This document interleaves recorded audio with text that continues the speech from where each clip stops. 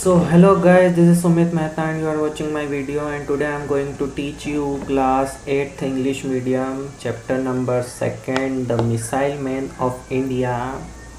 Uh, in this video I am not going to show you the line wise exact meaning of this lesson because I don't receive the chapter of class 8th English medium.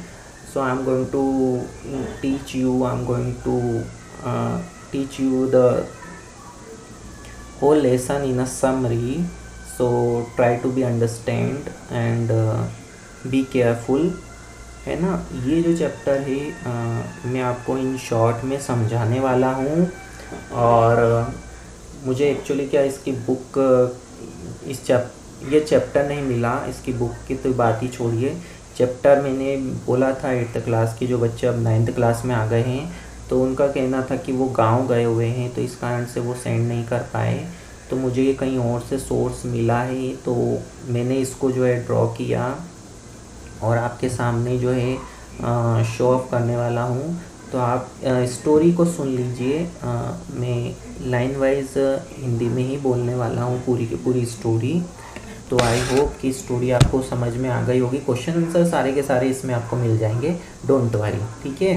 तो start करते हैं। अबुल पाकिर जैनुला अब्दीन अब्दुल कलाम, ये पूरा का पूरा APJ Abdul Kalam का नाम है, जिन्हें डॉक्टर APJ अब्दुल कलाम के नाम से जाना जाता है। ये भारत के 11वें राष्ट्रपति थे फ्रॉम दी 2002 टू 2007 तक। APJ अब्दुल कलाम का जो जन्म हुआ था वो 15 अक्टूबर 1931 को तमिलनाडु के रामेश्वरम में हुआ था, ठीक है ना। हालांकि एक गरीब परिवार में पैदा हुए थे, पर बहुत ही प्रतिभाशाली इंटेलिजेंट बच्चे थे ये। इनके पिता जो थे जैनुला अब्दीन एक नाव के मालिक थे। साथ ही साथ में वो जो है रामेश्वरम मंदिर में जो है हिंदू तीर्थ यात्रियों को नाव से ले जाते थे और उनको लेकर के आते थे। और इसी के साथ साथ जो है स्थानीय मस्जिद में वो जो है इमाम का भी काम करते थे। उनकी माता का जो नाम था वो था आशी अम्मा, जो कि एक हाउसवाइफ थी, ठीक है ना। और छोटी सी ही जो है एज में इन्होंने क्या करने लग गए थे, जो है काम करना इन्होंने शुरू कर दिया था, ठीक है ना। अपने परिवार की आर्थिक मदद के लिए इमली के बीज और अखबार बेचा करते थे। जो काम करते थे वो ये काम करते थे, इमली के बीज और जो अखबार है वो ये बेचा करते थे। इन्होंने जो है अपनी जो प्राथमिक शिक्षा है यानी कि 1st to 8th तक की जो इन्होंने एजुकेशन प्राप्त की वो रामेश्वरम में ही प्राप्त करी। स्कूल का नाम जो करी, और उसके बाद जो है इन्होंने तिरुचिरापल्ली में जो है एक सेंट जोसेफ्स नाम का एक कॉलेज है, वहाँ पर जो है इन्होंने एडमिशन लिया था आगे की पढ़ाई के लिए। यह कॉलेज मद्रास विश्वविद्यालय से मान्यता प्राप्त था। एफिलिएशन जो होती है वो मद्रास जो है यूनिवर्सिटी से जो थे, इसको एफिलिएशन थी इस कॉलेज को, जहाँ से उन्होंने 1954 में भौतिक विज्ञान में स्नातक किया था, ग्रेजुएशन जिसको कहा जाता है ना। 12th के बाद जो कोर्स किया जाता है वो ग्रेजुएशन होता है, देन उसके बाद जो होता है वो पोस्ट ग्रेजुएशन किया जाता है, ठीक है ना। फिर उन्होंने मद्रास इंस्टीट्यूट ऑफ टेक्नोलॉजी से एरो इंजीनियरिंग की पढ़ाई पूरी की, ठीक है। डॉक्टर अब्दुल कलाम एक महान वैज्ञानिक थे। वे भारतीय अंतरिक्ष विज्ञान एवं प्रौद्योगिकी संस्थान के कुलाधिपति भी बने, ठीक है ना। 1958 में उन्होंने रक्षा अनुसंधान एवं विकास संगठन DRDO के साथ इन्होंने काम शुरू किया।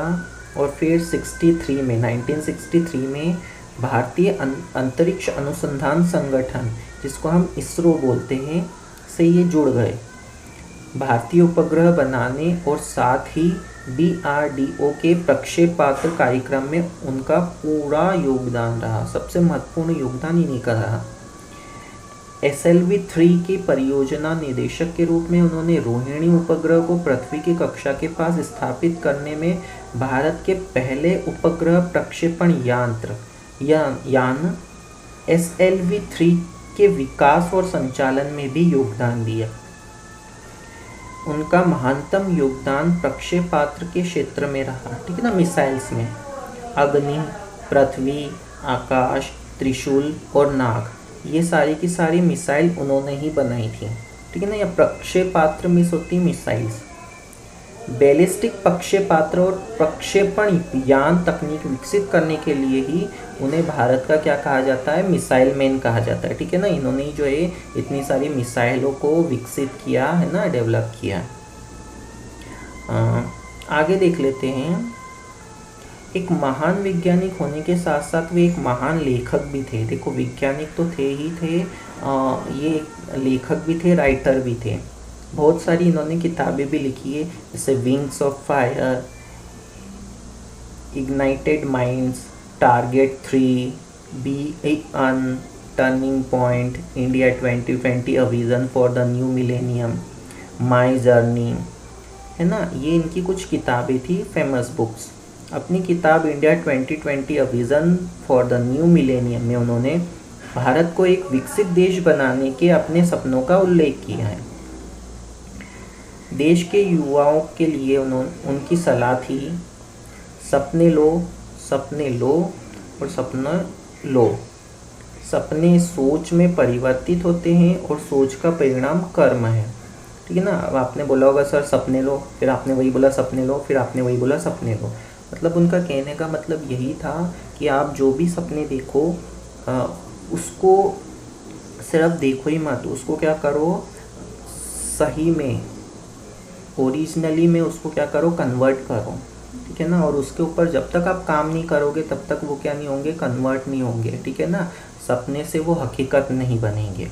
तो यहाँ पर ये मीनिंग है इसका, है ना। से आप अगर वीडियो देखोगे, आप सुनोगे, तब जाकर के आप क्वेश्चन आंसर याद करोगे, तब जाकर के आप क्या करोगे, एग्जामिनेशन हॉल में लिख करके आओगे ओरिजिनलिटी में, तब आपको मार्क्स आएंगे, है ना। बहुत से बोल देते हैं कि हाँ मैं तो 95% लाऊंगा, कहाँ से लाएगा अगर कुछ लिखेगा ही नहीं तो, ठीक उसी तरीके से, ठीक है ना। तो इसी काम को लेकर के भारत सरकार ने जो है, इंडियन गवर्नमेंट ने उन्हें पद्म विभूषण जो है कि 1981 में दिया, पद्म विभूषण 1919 में दिया, भारत रत्न जो कि सबसे बड़ा जो है क्या कहते हैं पुरस्कार होता है इंडिया का, वो उनको मिला। और इंदिरा गांधी राष्ट्रीय एकता पुरस्कार 1997 से में इनको दिया गया था, ठीक है ना। 27 जुलाई 2015 में इन्होंने IIM शिलोंग में अध्यापन कार्य के दौरान जो है इनकी जो क्या हो गई थी, मृत्यु हो गई थी। कब हुई थी, 27 जुलाई 2015 को, IIM जो कि शिलोंग में है, ठीक है ना, हिमाचल। साधारण, विनम्र, साथ ही साथ हमारे समय के सबसे महान व्यक्ति की अचानक एवं अकाल मृत्यु के बारे में जानकारी सुन करके सारी दुनिया क्या हो गई थी, सदमे में आ गई थी और दुख में क्या हो गई थी, डूब गई थी। ये पूरा का पूरा चैप्टर था the missile man of India. In short में आपको समझाया है, मैं लाइन वाइज आपको नहीं समझा पाया, उसके लिए सॉरी, पर आई होप चैप्टर थोड़ा सा आपको सिर्फ सुनना है, एक तरीके से ऑडियो ही हो गया है। तो ये हमारे भारत के मिसाइल मैन है, आपको जो है इमेज में दिख रहा होगा और आपने इनको देखा भी है। क्वेश्चन आंसर आपको अभी मिल जाएंगे, मैं अपलोड कर दूंगा इसको जो है अपने व्हाट्सएप ग्रुप पे, स्पेशली फॉर क्लास 8th, क्योंकि उनका इतने दिनों में सिर्फ एक ही चैप्टर हुआ था, बाकी सबके 2-2, 3-3 चैप्टर कंप्लीट हो चुके हैं। तो ये चैप्टर क्लास 8th के लिए था, ठीक है। जो अब 7th से 8th में आ गए हैं उनके लिए हैं, ठीक है। तो thank you very much. Video जो है, एक और बात बताना भूल गया, ये वीडियो जो है अब आपको YouTube पे भी अवेलेबल हो जाएगी, PDF अवेलेबल नहीं हो पाएगी, ठीक है ना। वीडियो में जो है वो अपलोड कर रहा हूँ, ठीक है। तो आप वहाँ से भी इसको सुन सकते हो जब आपकी इच्छा करे, है ना। और अगर कोई आपके फ्रेंड्स हो, ग्रुप पे नहीं जुड़े हो, ठीक है ना। तो आप उनको इंडिविजुअली सेंड कर दीजिए ताकि वो भी जो है इन चैप्टर्स को याद करना या याद करना शुरू कर दें। एटलीस्ट आपका एक सब्जेक्ट तो कंप्लीट हो, है ना। Okay, thank you very much.